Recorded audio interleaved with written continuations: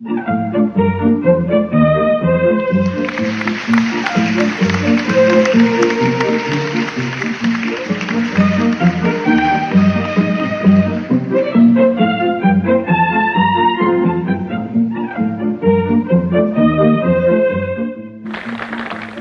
here's that rip-snorting two-gun Lee Goodman marching in the Ralston Rodeo Parade.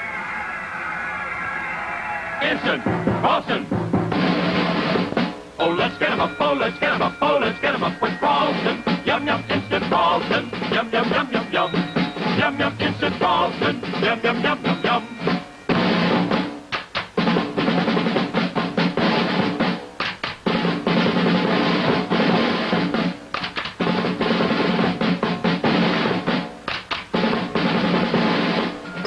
Stop the music, because I just want to say right out loud that if you don't believe this instant Ralston here is the yippiest, yahooiest, and yum-yummiest hot cereal you ever ate, why, you just lasso yourself a package at the store tomorrow and see for yourself. Mighty quick on the draw, too, this instant Ralston. Yes, sir. Cooks in just 10 seconds. The quickest cooking cereal east or west of the Pecos. So here's what you do. You get yourself some instant Ralston, see, and serve it up to your kinfolks just once or twice a week for a special breakfast treat. Ooh, doesn't that look good? Yes, sir, and remember, it cooks in just 10 seconds, too. So... Instant Ralston. Oh, let's get 'em up, oh, let's get 'em up, oh, let's get 'em up with Ralston. Yum, yum, instant Ralston. Yum, yum, yum, yum, yum. Yum, yum, instant Ralston. Yum, yum, yum, yum, yum.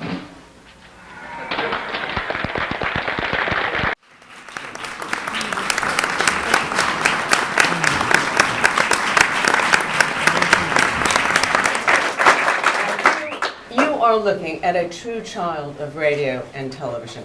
And my big treat when I was little was to be taken into New York on the train by my grandmother and my aunt, and we would go up to ABC Studios, where I would be allowed to sit on the bleachers and watch my mother perform her show.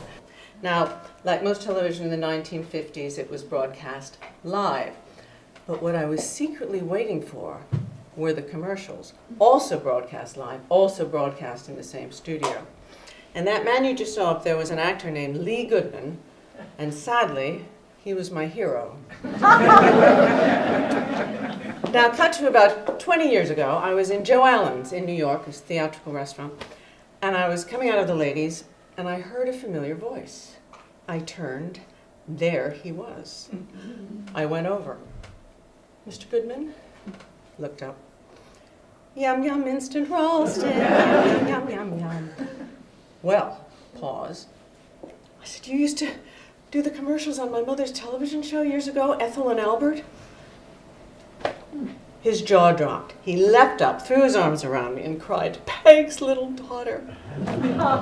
Whereupon, Lee and I, now on a first-name basis, entertained, I think you could say, pretty much everybody in the entire restaurant with every rendition of every jingle ever created for the Ralston Purina Company. Show business doesn't get much better than that. Now, as a little aside to this, I just want to very quickly show you something I found when I was looking for that particular commercial for you. I was going through the kinescopes of my mother's shows. Now, what are kinescopes? Well, years ago, it was the only way to get a recording or a record of a live television broadcast. Videotape had not been invented, and basically all you did was point a 16mm camera at a monitor in the TV control room. So the quality, as you can see, left quite a bit to be desired.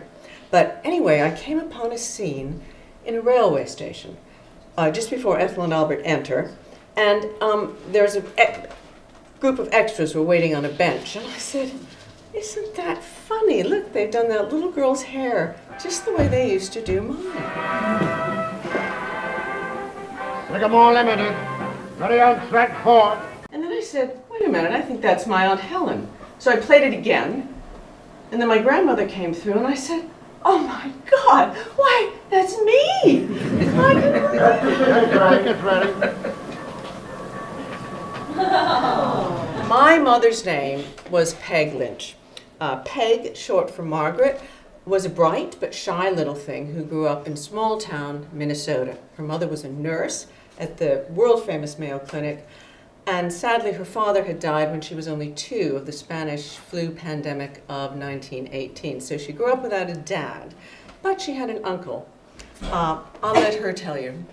I had an uncle, very briefly, was very angry with his father, mostly, and life in general, and he and my aunt didn't speak very much. But he was always sitting in the corner of the dining room with a headset. And I tell you the truth, I didn't know he talked. Because they didn't argue, he just didn't talk at all about her. And they didn't think they ate meals together. I don't know where he ate. I didn't pay attention to him, except I was scared of him because he didn't talk. And as I was going through the kitchen from my aunt to the living room, he beckoned to me over, and I was terrified. I didn't know what this man wanted. And as I came over to him, he put his headphones on my ear, took them off and put on my head. And I could hear a lot of crackling. And then all of a sudden, and I was about 5 years old, I heard, "This is KDKA Pittsburgh." That's the first time. And I tell you, it really was exciting even then at that age. And I thought, well, that's what I'm going to do when I grow up, is get my words through the air. And that's exactly what she went on to do. My mother was the first, in fact, the only woman ever to create, write, star in, and own both her own radio and television situation comedy series. In fact, she's often called the woman who invented sitcom. Her creation, a show called Ethel and Albert, became one of America's most popular husband and wife comedies from the time it was first heard in 1938.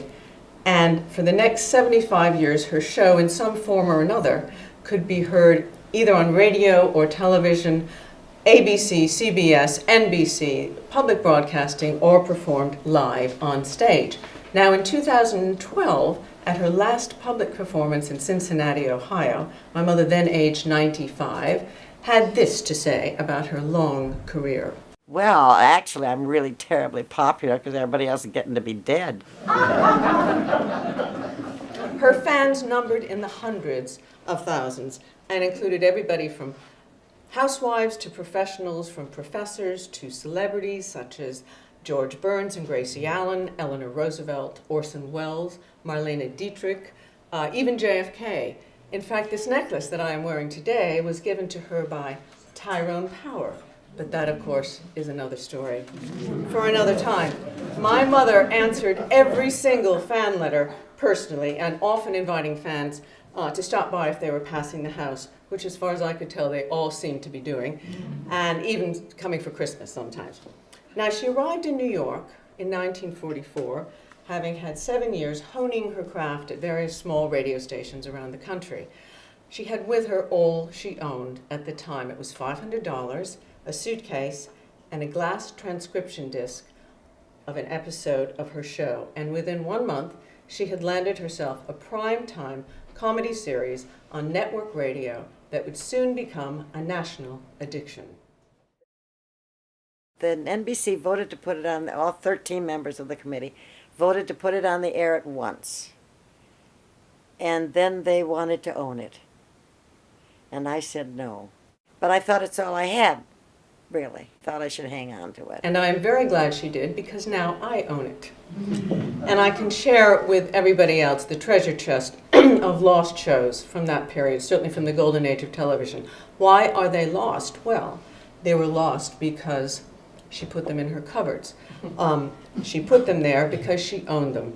I don't know if she forgot about them or she didn't know what to do with them, but I literally opened a cupboard a couple of years ago when I was clearing out her house, and there they were, 84 half-hour episodes out of 150, Ethel and Alberts, never seen by the public since they were first broadcast in the mid-1950s, which explains why the series never went into syndication, like all the big ones we're familiar with from over there, and why most people have not heard of Peg Lynch.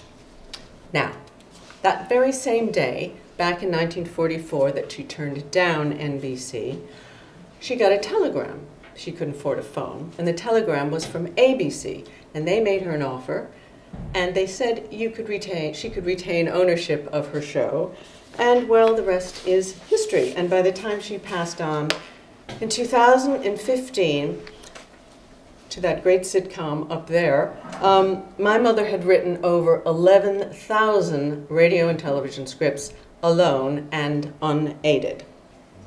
Now, after 7 successful years on national radio, Ethel and Albert then moved practically seamlessly over to television. I didn't write it any differently. I don't recall giving it much thought, frankly, and I think I took most of the scripts verbatim and just put action in them. And they became an instant hit on NBC TV's The Kate Smith Evening Hour, which was a huge variety show at the time. Anybody who was anybody was on The Kate Smith Show. Kate was a larger-than-life lady who, if ever the ratings slipped on the show, they had her sing God Bless America, and everybody cried, and the ratings shot up again.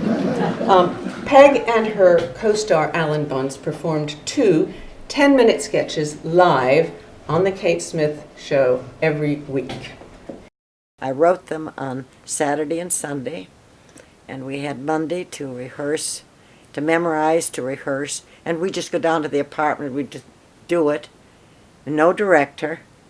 They didn't know what they were doing, I tell you. Everything was so amateurish. Now I'm going to come back to those sketches in a minute. In fact, we're going to perform one for you live here. But I just want to jump ahead a second because I want to give you a glimpse of Peg in her prime.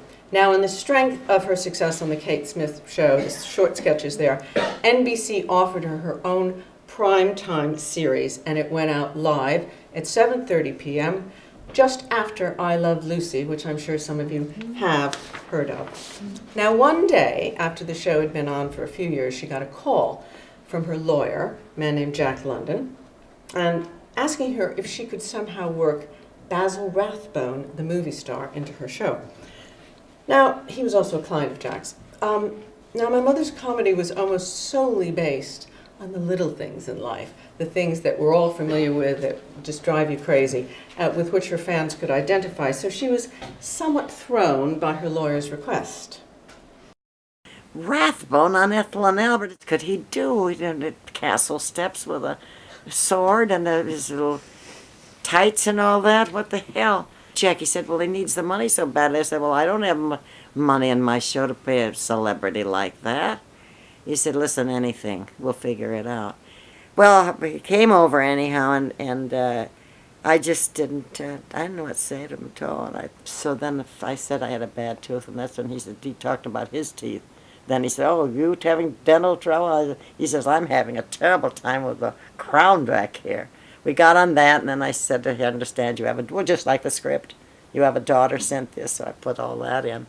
And he was just darling. He really was. And I tried to figure out how ordinary people meet celebrities, and I figured that. I suppose that's the way my mind ran.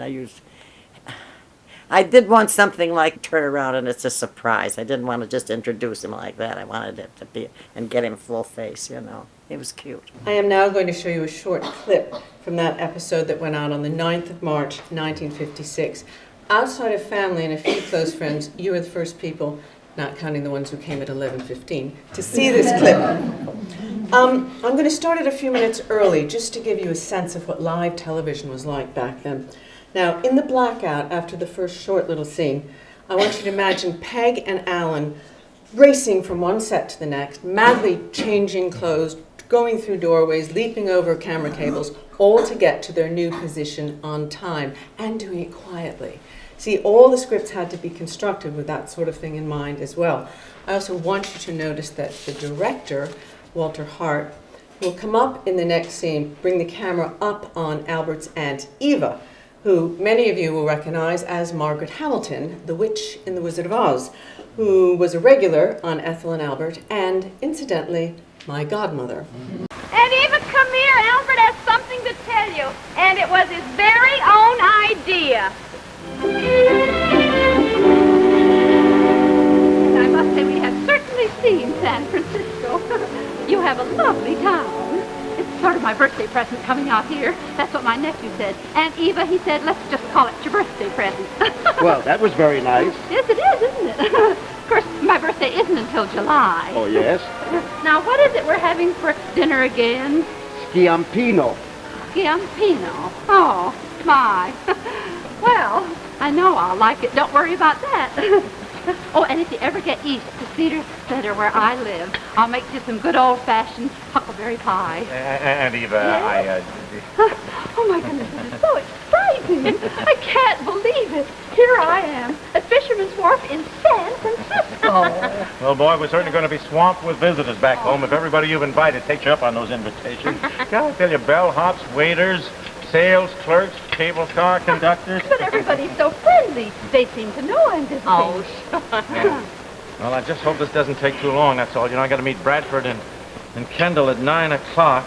You know, if we pull this deal off, there's a very nice commission in it for me. Oh, that's wonderful, dear. You haven't said anything at all about business while you're here. Now, Look, I haven't been able to get a word in edgewise. what are they having at that next table over there behind you?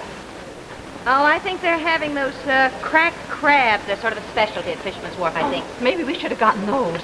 Oh, dear, I do hate to miss anything. Goodness knows if I'll ever get to Frisco again. Look, you better not let them hear you say Frisco around here. They don't like it. Ask them how they are. Maybe we should try them. Yeah. No. It's probably tourists just like ourselves. I don't mind asking if she thinks she'd like some. Excuse me. I was wondering if you could... Yes? Yes? Well, I just... Are the crabs good? Yes, delicious. Very good. Thank you. What's the matter? Are the crabs good? Did you see who it was? Huh? Basil Rathbone. I'm sure it's Basil Rathbone. And Fred just nearly died when he turned around. Basil Rathbone. Oh, I just love him. Are you sure? Imagine Basil Rathbone. It's all right, so what's so incredible? I mean, he eats, you know, just like anybody else. What's he doing in San Francisco? I'm sure I don't know now. Well, he's a movie star. You always think of them being in Hollywood. No, it's not. But will you stop staring, the two of you, for Pete's sake? I am sure it's Basil Rathbone. All right, so it's Basil Rathbone. Anyhow, I think it's Basil Rathbone. I've always said Basil Rathbone, always. That's the English, and I think he's English. I just can't believe it. You know, I told you a few weeks ago on the plane coming back from Bermuda, we saw Trevor Howard, the British film star. I mean, and now to see Basil Rathbone. What a wonderful year it's been. What did you say, and what did he say? Well, I could get my mouth open. I said, are the crabs good? And he said, yes, very good, delicious. Really? Yes. Or maybe he said, yes, delicious, very good. I mean, I was so flustered, you know, I nearly died when he turned on. I don't know why you're so excited about seeing a movie star, but Pete, I mean, they're no different than anybody else. Look, eat your shrimp, will you? Gotta meet Bradford at 9 o'clock. No, I certainly want his autograph. No. Well, let's not create a commotion, please. No. I want people back home to believe I saw it. Well, look, get the waiter to write Basil Rathbone on a piece of paper, and you take it home with you. Nobody will know the difference. Really? Well, I know the difference. But I don't think we ought to bother him. I mean, anyhow, I wouldn't dare ask him. Why? I don't mind asking him. No, Aunt Eva. No, Aunt Eva, let's stop her. Aren't you Basil Rathbone? Yes. Well, I'm one of your most ardent fans. Always just loved you. In the movies, of course. Oh, yes, of course. Now, do you say Basil or Basil? Basil. He says Basil Rathbone. You were right, Peter. Well, I'm Eva Ferguson. How do you I want you to meet my nephew and his wife, Ethel and Albert Arbuckle. Come on. He's not going to fight you. Come on. This is Mr. Miller. Oh, how do you do? Mr. Miller, Ethel and Albert Arbuckle. Albert brought us along from Sandy Harbor. It's my birthday present. Although my birthday isn't actually until July, you know. Now, I'm a sister to Albert's mother. I said I wanted your autograph to take back home. They were scared to ask you, so I said, well, I'll beard the lion in his head. I hated to bother you. No, not at all. Do you have a piece of paper? Miller, do you have paper? Paper. Albert said, don't bother him. Just get the waiter to write Basil Rathbone. Nobody back home would know the difference. But I said, well, I know it.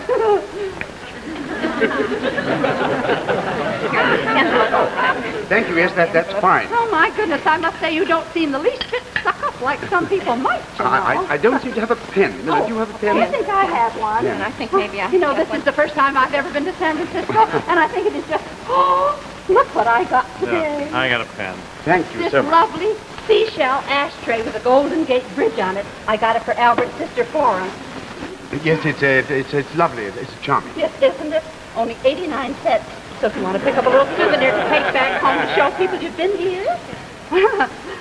Oh, you have a I have a pen, thank you. Would you mind writing your name twice, please, up there, too? I'll give the other autograph to Minnie Wheeler. She lives kitty corner to us.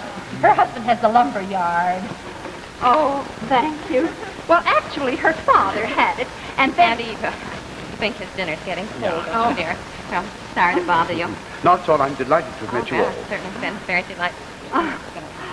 He's got my pen. Oh, are you making the movie here? We were wondering. No, I'm in between pictures. I'm on a lecture tour, universities, colleges, women's clubs. I speak on the drama. Oh, my, isn't that interesting? You know, I knew a man once who used And to... Eva, oh, thank you very much. No, not at all, It's been not a at great...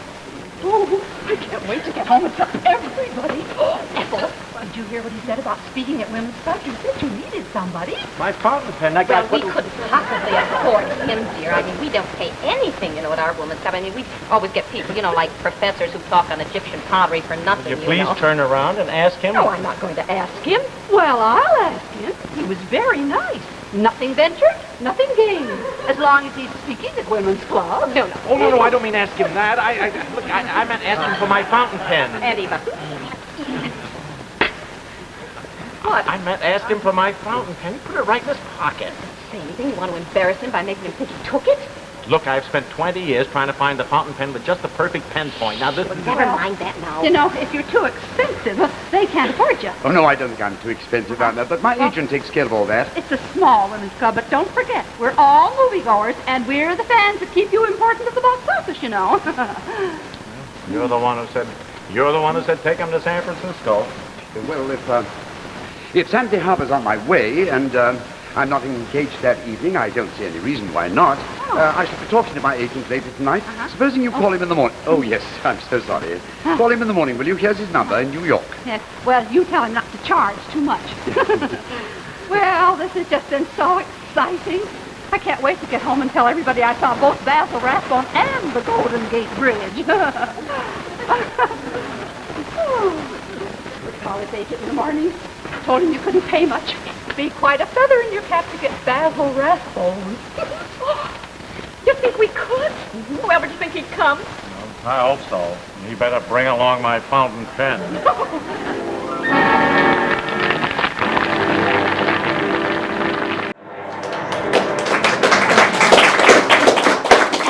How does the story end? Well, you'll have to wait and see, because what I didn't tell you about all the kinescopes I found is that they all need to be cleaned and modernized to bring them up to today's broadcasting standards, and that takes money. So we're going to backtrack now, back to pre-Basil Rathbone, pre-half hours. We're going to go back to the Kate Smith evening hour on NBC. Now, it was broadcast from what used to be an ice rink just south of the RCA building in New York, and the stage was the size of a football field. There was a studio audience of several thousand people, sometimes up to 5,000. My mother said it was just a nightmare. Sets were being changed right next to you as you were trying to perform, and the roar of the crowds and the applause and the laughter was like a freight train coming at you, and actors hated it. They got terrified of television. They'd all the movies they'd done, you know. Well, it was live, and it scared everybody because there wasn't anybody to prompt you if you forgot. Well, when you go dead, it's just like when I say I can't think of where we were. You're just in outer space, nothing, you know.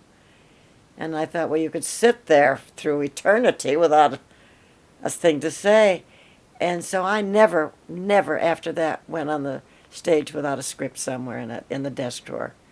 And I put my lines on everything. It was sort of a joke because I never forgot, really, and I never really looked at them. But I knew they were there. We are now going over to that former NBC ice rink, to the Kate Smith evening hour for March 26, 1951, most definitely with our scripts, and perform for you the very first Ethel and Albert sketch that ever appeared on network television. I will attempt to fill my mother's shoes very, very carefully, I hasten to add, and the wonderful Tim Brooke-Taylor, do come,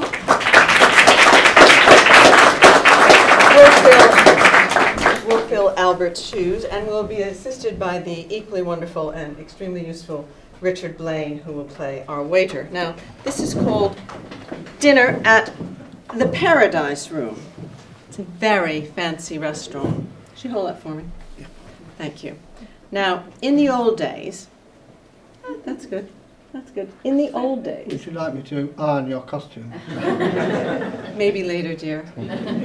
She means it. In the old days, you did your own hair and makeup, and of course clothes. Now, this is as far as I go to dress up today. But my mother, when she performed this, and incidentally, you can see her live in performing her original sketch on her website. When she did this sketch, she had a white gardenia in her hair, and she had on a very, very fancy light blue lace, tulle, and diamante evening gown. I got a dress, and I paid $300 for it, which nearly had me sick, so I couldn't go on thinking about it. It had a hoop to it. And someone said, don't you think you ought to put it on for the dress rehearsal? I said, oh, no, Christ, it's too much of a trouble. And I sat down, it flew up over my head. I slipped. I was sitting with panties on, dress way up.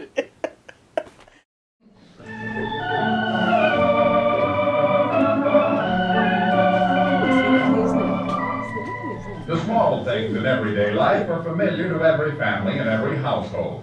And it's these trivial problems, rather than the major ones, that make up the private lives of Ethel and Albert.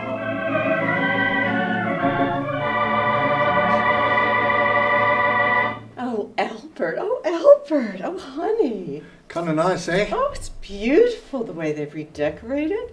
But they've redecorated the prices, too. Now, look, we decided we were going to get some use out of our evening clothes, step out and have dinner at an especially nice place. Now, let's enjoy ourselves and not worry about the cost for once. Huh? Yes, let's splurge, okay? And remember, we decided we're having steak. Steak. Good evening. Steak. Oh, good evening. Thank you. I don't think actually we really need a menu. Thank you, though. I think just what we're going to have, we'll start with shrimp cocktail, and then a filet mignon, and then some French fried potatoes, salad, green peas, and I guess dessert and coffee. We'll let you know the dessert later if that's all right. Yes, sir. Oh, dear. I don't think I'm going to have the steak after all.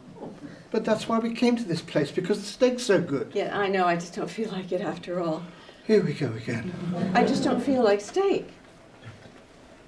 How are the scallops? Very nice, madam. Well, I don't think I'll have them anyhow. Well, I just can't eat a whole order of scallops, dear. I think 3 or 4 scallops are very nice. I just can't eat a whole order. Here, honey, baked Virginia ham. You like that? We had ham last night.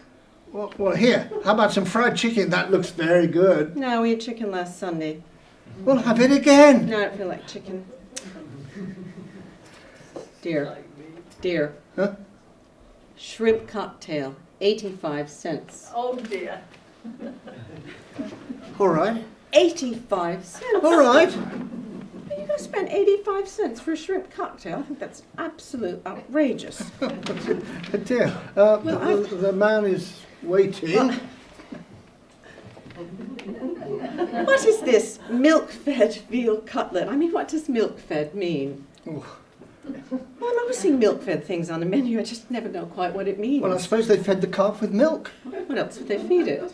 Dear, the man is waiting. I know the man is waiting. We'll order something. I'm just asking. They always make things so fancy.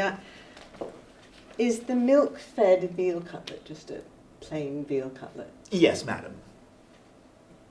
Well, all right, fine, then have it. No, we had veal on Tuesday. And now look here, honey, our roast beef there. How about that roast beef? Well, no, we're having roast beef tomorrow. I don't want roast beef 2 days in a row. I thought we'd have roast beef tomorrow when Fred and Dorothy come for dinner. Well, I'm not sure they're coming for dinner now. They may have to drive up to their cottage on Pine Lake. Oh, I didn't tell you. They think they may have squirrels in their attic. Oh, well, that's too bad, dear. These friends of ours have a lovely cottage up on Pine Lake. That must be nice. Yes, they seem to like it very much. Well, I'm still having the filet mignon, starting off with a shrimp cocktail. You're still having the shrimp cocktail? Yes. Pay 85 cents for a shrimp. perhaps I could come back when Madame has decided? Yes, thank you. Would you do that? That's very kind, thank you. Of course, sir. Would you like me to check that package for you, sir?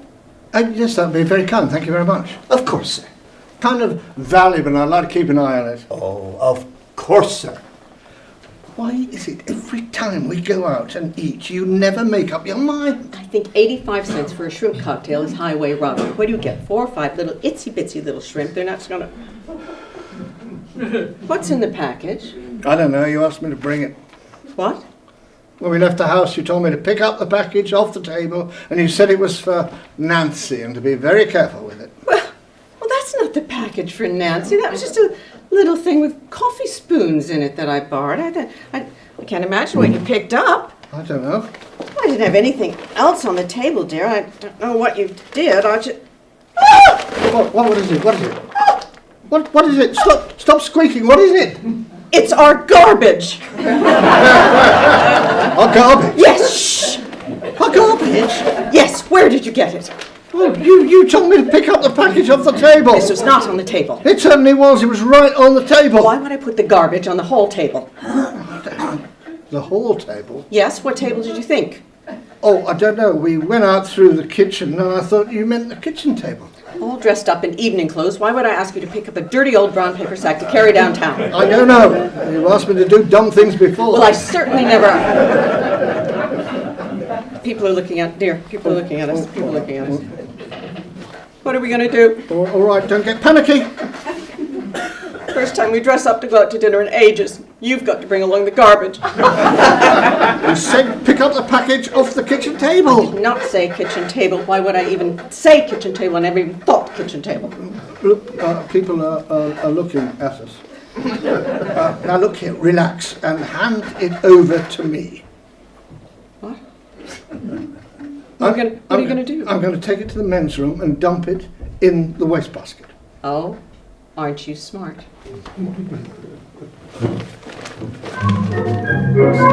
Yes, certainly.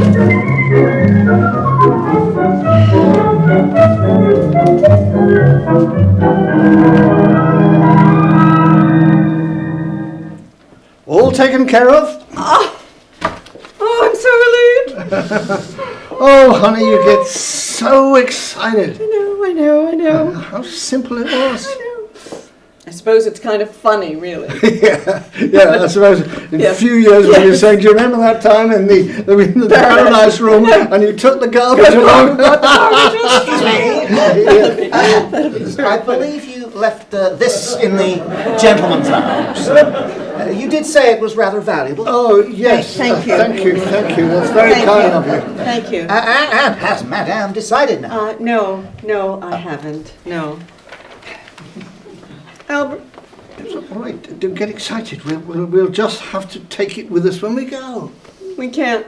The bottom is coming out of the sack. Now look, we'll ask for a newspaper or something like that to wrap it up. You can ask for a newspaper to wrap something up in a place like this. All right. Let's just have dinner and take it with us when we leave. The bottom is coming out of the sack already. It was all wet, and I'm not going to walk out of the paradise room trailing coffee grounds and eggshells behind me. All right. Oh, Ethel. What? There are the Bradfords. Where? No, Where? over there. Oh. The Bradfords. They see us. They do see us. Oh. Hello. Oh, wouldn't you know they'd be here? Yes. They're on their dessert. Bet they stop over here for coffee afterwards. Oh, that's okay. Where are they going to sit? What if the sack breaks when you take it off the chair? You want Mrs. Wellington Bradford to sit down on a bunch of apple peelings? Well, we've got to think of something. We've got to get rid of it. Honey, how about the potted palm? No, don't be silly. What if I kick it under the table? No, you can't. People are looking at us, dear. Yep. Well, we'll have to call the waiter and let him take it. We've got no other choice. You'll have to tip him. Oh, well, I've got nothing but $5 bills and some small change. All right. Give him a $5 bill. You were the one who didn't want to spend 85 cents on a shrimp cocktail. Well, there are times when dignity is more important than money. Waiter. Be dignified now. Be dignified. My wife and I had a little misunderstanding. Oh, I'm terribly sorry to hear that, sir. Oh, no, it wasn't a quarrel. No, anything like nothing that. like that at all. No. You see, my wife asked me to pick up the package off the kitchen table. The hall table. I mean the hall table. Well, that's the whole point. Well, darling, he's not interested in that. You see, we intended to go out the front door, but instead we went out the back door. Darling, that's not important. Well, it is important because that's why you misunderstood me. We were standing in the kitchen. It doesn't matter where we were standing. In the kitchen.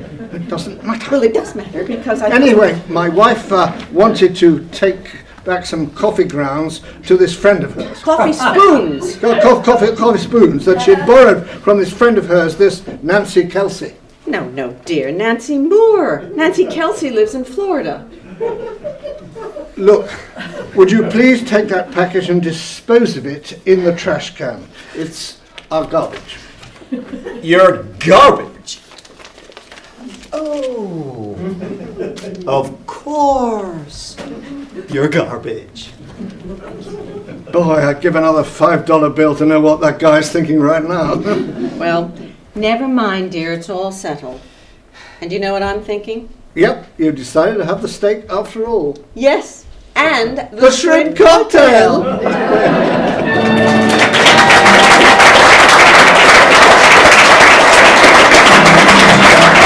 That was incidentally a true story. I don't know if I told you this. It happened to Alan Bunce and his wife Ruth when they were invited to 21, which is a very swish restaurant club in New York. And Alan had in fact managed to get this sack of their kitchen garbage all the way into New York with them on the train from Stamford, Connecticut without Ruth noticing. My mother almost always got her ideas for scripts from things that really happened to people. Friends or fans or herself. She said, real life is so funny. Why make it up? So, after 8 years of writing a live radio sitcom, followed by 6 years writing a live TV sitcom by herself every week, and rehearsing and performing, and getting 4 hours sleep a night, and somewhere along the line having a baby, and incidentally never missing a school function or parent-teacher meeting, my mother, believe it or not, decided she was almost beginning to feel a little tired. Oddly enough, I just said, no, I'm not going to do any more television. And it was the same day that I got a call from CBS. I've been so lucky, really. But they wanted me to start Monday following Christmas. And Christmas was Saturday night. And this was like Thursday before. And I said, well, I have to have 5 scripts written by Monday. The Couple Next Door went out on CBS Radio from 2:30 to 2:45 p.m. Monday through Friday for 3 years. My mother writing all 758 shows by herself. To her insane delight, tape had by now been invented, so all the shows could be pre-recorded. Alan Bunce continued playing Albert, Margaret Hamilton his aunt, and they now had a 7-year-old daughter, Betsy, based quite a bit on me. Tim and I are now delighted to welcome Jill Freud and Barbara Horne into our little radio family today. Ladies.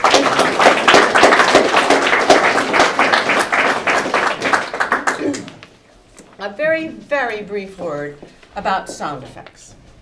I tried to eliminate as much sound as possible. I got so irritated whenever I heard it. And they clicked it when they'd say, you're wanted on the telephone. Then you heard the click, click, click, click, click, high heels as somebody's walking to the telephone. Why is that necessary?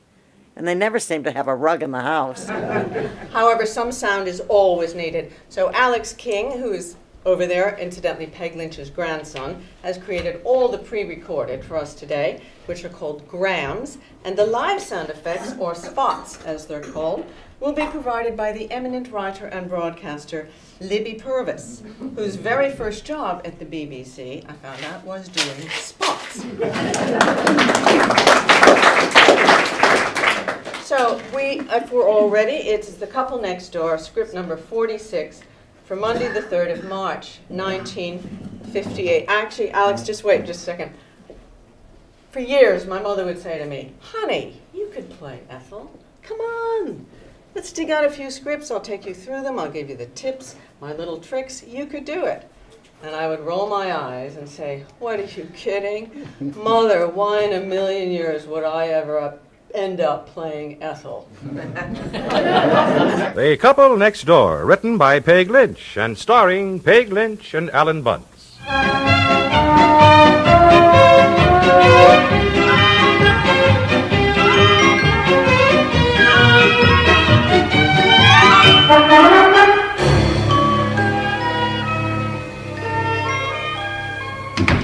Is that you, dear? It most certainly is. Oh, you're home early. Hi. I'll go right out and put the... Oh, hello, dear. I'll go right out and put the potatoes on. Where's Betsy? Oh, she's over at Clara Ford's, but I told her to come home at 5:30, so she ought to be home any minute. What's that? You haven't bought another present for her. Well, not exactly a present, honey. Oh, where the heck are the hangers? Well, you shouldn't bring little presents home for her all the time, honey. You're going to have her so spoiled. Here's a hanger now. Here, It's not exactly a present. Well, thanks. Well, it is a present, though it's not just a toy. This is something that's really educational. What is it? An ant farm. A what? Ant farm. I still don't know what you said. Ant farm. Ants. A-N-T-S. Oh, ants. You mean little tiny insects? Yeah, that's right. This is an ant farm. I don't know what you're talking about at all. Darling, farm. F-A-R-M. Ant farm. That's what it's called. 2 panes of glass about half an inch apart. Then you fill with dirt, and then you put in the ants, and you watch them work. Where are the ants? I've got them. You mean they're alive? Of course they're alive. I mean, how could you have an ant farm? You mean you've got a whole bunch of live ants on you? Well, darling, it's all right. They're in a little plastic container, all bottled up. Honey, what do you think? Isn't that wonderful? Well, I'm certainly not carried away with the idea of having a lot of live ants in the house, no. Darling, you put them in this farm thingy, then you get it put together, and they can't possibly get out. Well, I hope not.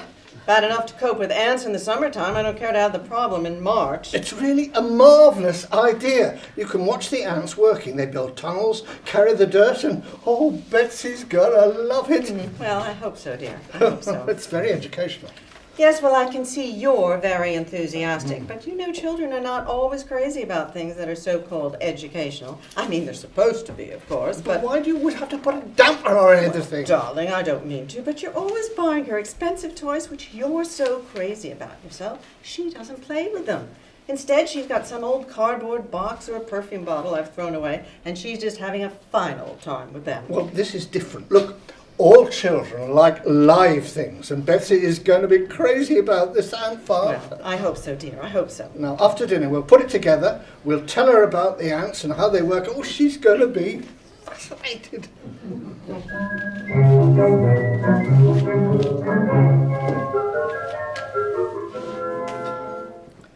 Come on now, finish your dessert, Betsy. You know what Daddy said? He's got a surprise for you. What is it? Oh, it's a surprise. Oh, she's going to love it, isn't she, Mommy? I should say. Tell me. No, you finish your dessert first. Oh, you just wait and see. Oh, Daddy, give me a hint. No, sir, not giving any hints. Please, Daddy. Well, okay, it's something that's alive. A baby alligator? No, it's not a baby alligator. Oh, what heavens would she think of a baby alligator? I don't know, dear. I don't know, dear. Anyway, it's not an it, Betsy, it's a them. What's a them? Well, plural. I mean, several live things. Rabbits? No, it's not rabbits. Mary Lou has a rabbit? Well, these are not rabbits. They're something much nicer than rabbits. Well, what's nicer than a rabbit? She's finished, Daddy. Daddy, I think you'd better show it to her now. Okay, come on, let's go to the living room. Now, what you say when you leave the table? Oh, excuse me. And what do you say to set a good example? Oh, excuse me. That's better. All right, come on, Betsy. Come on, you two, come, Mommy. Let's all do this together. Oh, listen, darling, I want to get the dishes. No, do the dishes later. I'll help you. I think this is one of those things where we should all do it together. You know, some sort of family project. Well, all right, dear. I'll just put the cream and butter in the refrigerator, dear. What's the surprise, Daddy? Right here in this package. What is it? Well, we're going to wait till Mummy comes. Just a second. Mummy! Yes, I'm coming. All right. Here she is. No! Here we are. What's that? Now, you must wait until Daddy gets it out of the box. There we are, there we are. Oh, there, you see these panes of glass? Well, first Daddy just fits them together. It's really very simple. Just a second here. Now this fastens on it. There we are. Oh, now Daddy's going to fill dirt inside there. Don't you think we ought to do this in the kitchen? No, darling, I'm not going to spill it. Well, I just... Where's the sack of dirt? Oh, here. Dirt? Daddy's going to fill this up with dirt. Then, we're going to put real live ants inside. Ants! Yeah, uh-huh.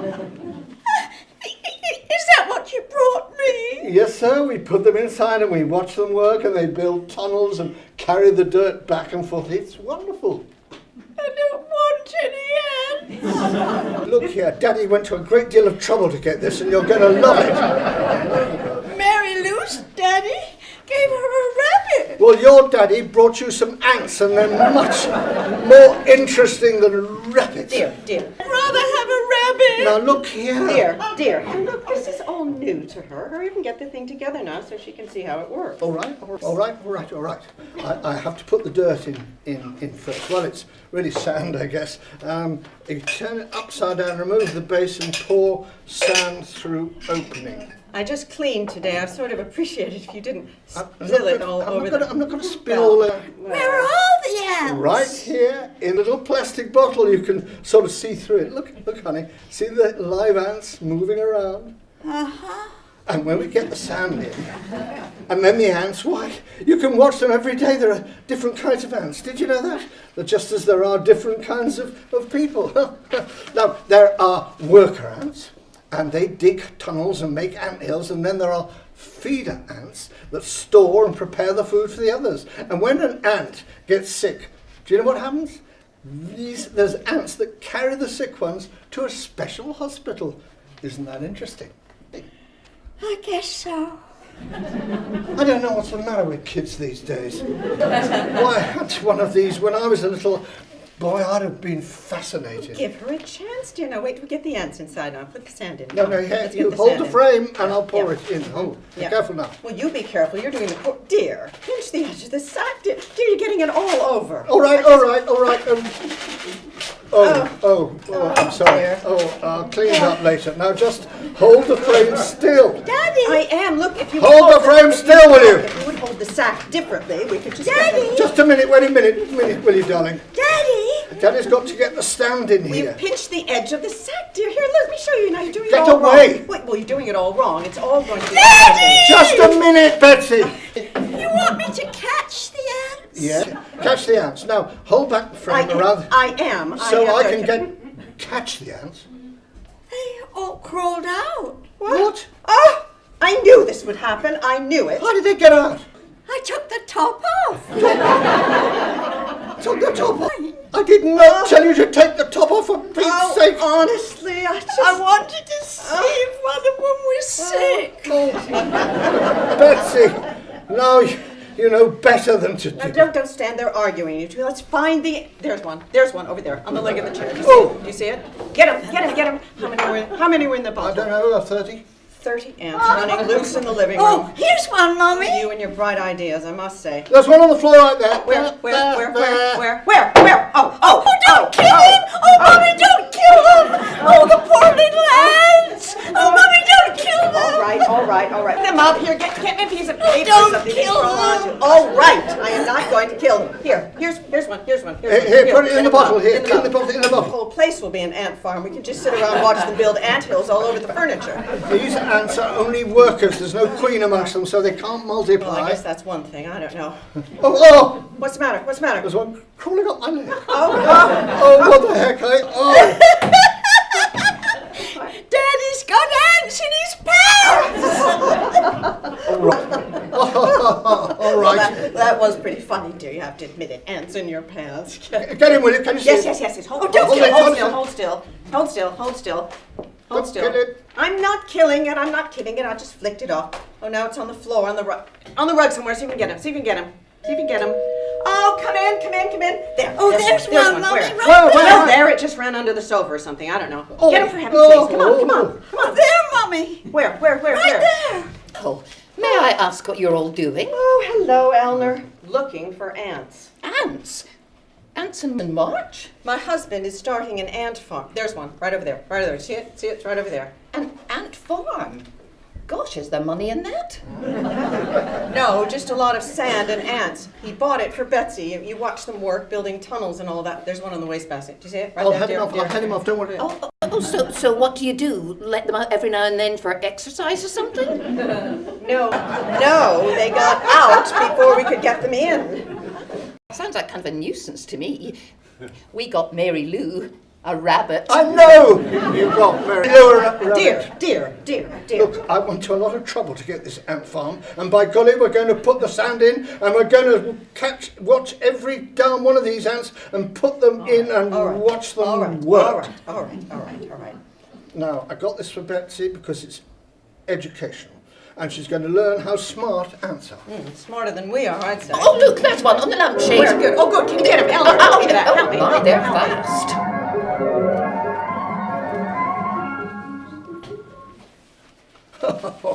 Look at that. Would you, Betsy? Look, Mummy, look. They're starting to work already. See, that ant there. Look, he picks up a piece of sand. He's putting it over there, see? Uh-huh. You see that, Mummy? Uh-huh. Isn't that interesting, Betsy? Don't touch the glass. I can't see them. Can't we put it down lower somewhere, dear? How about over there? No, that way, right in the direct sunlight. You know they can't stand bright lights. Now, didn't I tell you that from the booklet I read? Yes, I know. Now we're just going to feed them. Here, just a minute. Just a little drop of sugared water. Oh, can I do it? No. Daddy better do it. You don't want to knock it over, you know. There we are. Just a tiny little speck of hamburger. Can I give it to them? No, I think Daddy better do it. I thought you bought this for Betsy. I did, for Pete's sake. I'm just helping her take care of them. Oh, well, yes, I see. Oh, well, look, would you look at that? There's another little ant, and it's carrying a piece of sand, by golly. This is fascinating, isn't it? Can I have them in my room, Daddy? Up in your room? No, honey, you might knock it over or something. See, it says right here in the booklet, be kind to your ants. Okay, honey? If you shake their house or knock it over, they get very upset. And if they get upset, they might die, so treat them very carefully. That's what it says, yes. Yes. So where's the magnifying glass, do you know? It says you can see them better with a magnifying glass. All right, I get it. I think it's right in the desk drawer here. I think it's just a minute, honey, just a minute. It says you can learn all sorts of interesting things from them. Right, here you are, Betsy. Here you are. Here's the magnifying glass. Oh, no, here, honey. Betsy, I'll look first. I'll find something really interesting for you to look at. Look, golly, there's one. You know what they're doing. They're starting to build an anthill right there. Yes, sir. Well, there's another one. Look at that one. Oh, can I look through the glass, Daddy? In just a second. They're building a tunnel down there. You see, Betsy, Daddy didn't have an ant farm when he was a little boy. Well, he can have this one. I'd rather have a rabbit anyhow. Do not understand this child. Well, I do. Come on, Betsy, it's your bedtime, darling. Mama, take you upstairs. I'm going to read you a story. Daddy can have his ant farm, and next summer you can have a rabbit. Oh, Mommy! Well, you do not know what you are missing. By golly, this is wonderful. And now look, they're burying a piece of meat. One's helping the other one. It's not that I like it. It's just educational. The Couple Next Door was written by Peg Lynch and starred Astrid and Tim Brooke-Taylor, with Jill Freud as Betsy and Barbara Horne as Eleanor. This is Earl Cooper for CBS Radio inviting you to listen in tomorrow to The Couple Next Door.